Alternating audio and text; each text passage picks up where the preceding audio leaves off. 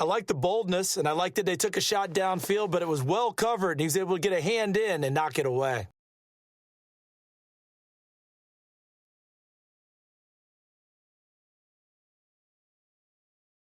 And the last drive, the first drive for them, not very good. 3 and out. What do they go to here? You don't look down at your play sheet and say, this is what the problem is. Let's find out who my playmakers are. Get the ball in their hands, and maybe the offense will move a little bit better. Sometimes it's more important to get it to the right people rather than dialing up the right number.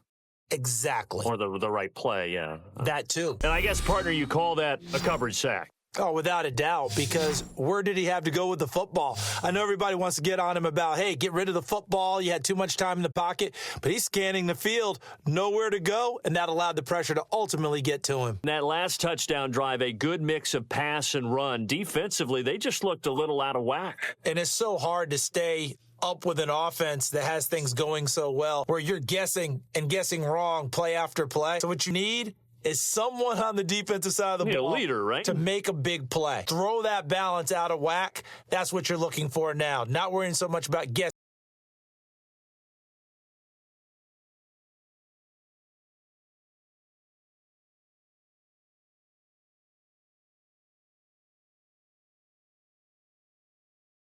Free safety blitz, that can be a gamble, but it proves fruitful. You're exactly right about the gamble, because oftentimes the free safety is the last line of defense against a long pass. And when he comes at the quarterback, he'd better get home and make the play. Otherwise, a big play could result for the offense.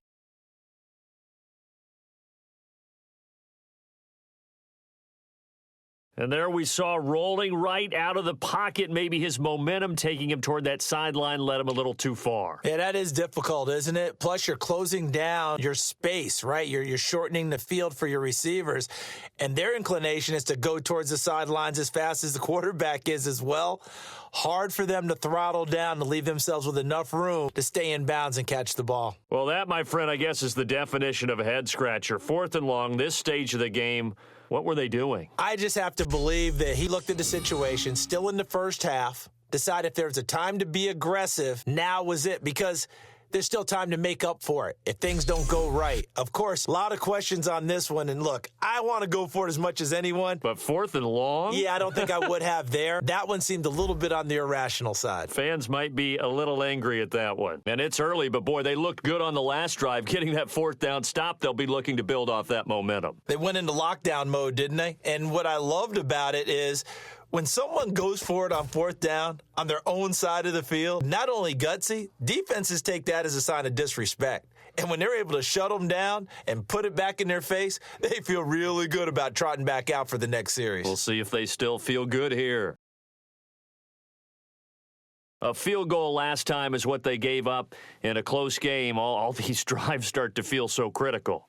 And they are. And, you know, we've met so many defensive coordinators who just really hate the bend but don't break mentality. They're much more of the aggressive school. But that mentality has won a lot of games. Except the conclusion. He dropped it. An in route going into a little bit of traffic. Maybe in the back of his mind, he was wondering where the hit was going to come from. Big boys down there in the trenches and a nice play to stop them cold. Nothing there. When you talk about big boys, those defensive nose tackles, they're not just big, they're immense. And what a big-time play there. Back-to-back plays here where he couldn't get anything on the ground. Now you face a third. You're going to try to pass it, right? I would think so, because you've tried to run the ball, and really it doesn't matter who got the ball in the play because there was no space to go. You step back, throw the ball to try and pick up the first down. Roughing the passer, that's shades of Charles Davis back in his playing days. Oh, I sure wish it had been, Brandon. Back in my day, I didn't hit anyone hard enough to rough the passer. I had a number of teammates that handled that for me. Yeah, the ball backed way up, so thinking with this amount of time on the clock, probably just sit on it, and we'll see these two teams go to the lockers. Yeah, I don't think you want to overthink it in this situation. Either side of the ball. Just go ahead and finish up the half and get on out and talk about it. I've yet to meet a wide receiver who likes to block more than catching the football, but the best ones understand that that's how they'll actually get more passes thrown to them if they help in the run game. And anytime you get a run of that yardage, That means the wide receivers did help. They get down to what a lot of people call the second level, the linebackers, or the third level where the defensive backs are, and they get out in front and put their bodies out there and create more space for their runners to gain the yardage. They have the lead now. They'll be looking to extend that lead. I enjoy talking about one of my favorite subjects, tendency breakers, or counters as I also like to call them. You've done things in a certain way in the first half, and they've had the ability to see what you've done. They're going to make their adjustments. So guess what? You adjust yourself and try and stay ahead of the pace because you are looking for some separation in this ball game. The adjustment to the adjustment. Hit them with something else. When you hear screen on defense, that's a little bit scary because you know a big play might result. He was so ready to get to part 2 of the screen, he forgot part 1, couldn't get the ball. Well, that play's a statistic that's going to go on the defensive team stat sheet. Won't necessarily reflect in ours, right, the overall game sheet, but you and I know that they keep count on pressures, hits on quarterbacks, all those things, hoping to increase that throughout the game. And here we are in the fourth quarter, and they got a big one. Oh, that's tough. You're trailing here in the fourth. Your margin for error is slim, and you get the punt blocked.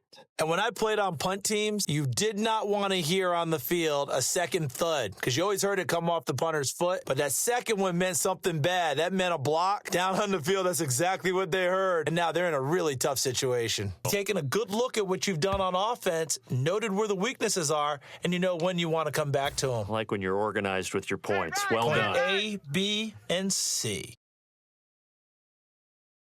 When you give up a touchdown, it's really a deflation for your entire unit. And the special teams crew, when they run out there, they still feel it. Maybe they don't go after it so much. Instead, they gave great effort there, blocked the extra point, and really gave them a lift after giving up the score. Gave up the touchdown, lost the lead, but a nice job to get in there and block it. They tried to make something happen, but that one came up incomplete and really wasn't a good-looking throw. Yeah, maybe even go as far as to call that a little ill-advised. Yeah, I would say so. I think that's the right phrase for it. Definitely ill-advised. I just wonder about his mechanics right now, you know, and that's the tough part.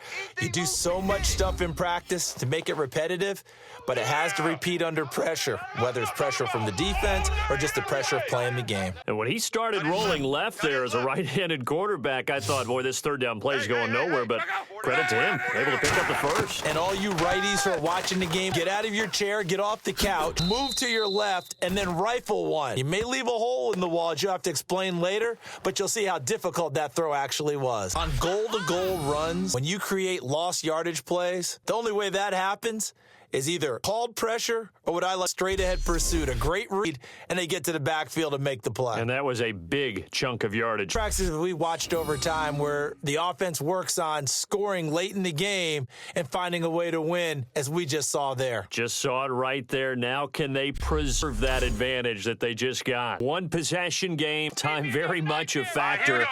How does the offense handle this situation? Well, in a lot of cases, they should be somewhat relaxed. And I know that's counterintuitive because this is a pressure situation. But this is Friday every week of the season. You go over this situation, limited timeouts, got to get out of bounds and keep the drive going and set yourself up. Defensively, can't just lay back and let them do whatever they want. So it is a cat and mouse deal here. How much pressure will the defense and how much pressure can the offense? We're going to find out.